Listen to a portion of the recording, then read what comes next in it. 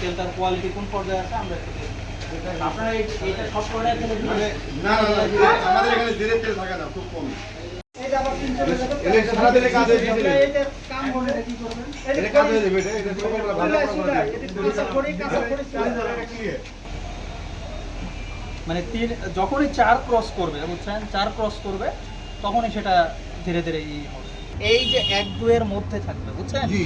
এইখানে ট্রান্সফ্যাট যেটা আমাদের স্ট্রোক এবং হার্টের ব্লক সৃষ্টি করে সেটার পরিমাণ বোঝাচ্ছে যে এইটাতে আপনি নতুন তেল নিয়ে আসে একবার ভেজে যদি দেন জীবনে ওই কালার আসবে না। এখানে আপনার মুখের কথায় যে ওই যে ময়দার জন্য এটা হচ্ছে, এটা হয় না এখানে, বুঝছেন। এখানে যে এইখানে এই যে পার্সেন্টেজ দেওয়া আছে, ঠিক আছে, যেটা আনছে কি ওটা কোন তেলের উপর, সোয়াবিন না পাম? যে কোনো তেল, ঠিক আছে। এটা তো পামই ব্যবহার করে এরা। আচ্ছা না, কিন্তু এরা যদি এটা যদি 3-4 বার ভাজে, এই যে যখন 3-4 বার ভাজবে তখন 4 থেকে 5 এ চলে আসবে, বুঝছেন। যত বেশি ভাজবে তত বেশি ট্রান্সফ্যাট উৎপন্ন হবে, এটা পার্সেন্টেজ বেড়ে যাবে।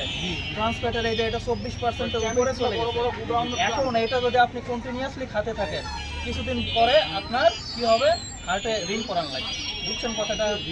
এখন যদি কম ভাগে বা এমনও হতে পারে তারা যদি আগের তেলের সাথে গতকালের তেল 1 লিটার ছিল, আজকে 3 লিটার মিক্স করছে, ঠিক আছে, তাহলেও কিন্তু এরকম আসবে, কারণ ওর ভিতরে এই উপাদানটা আছে, ঠিক আছে।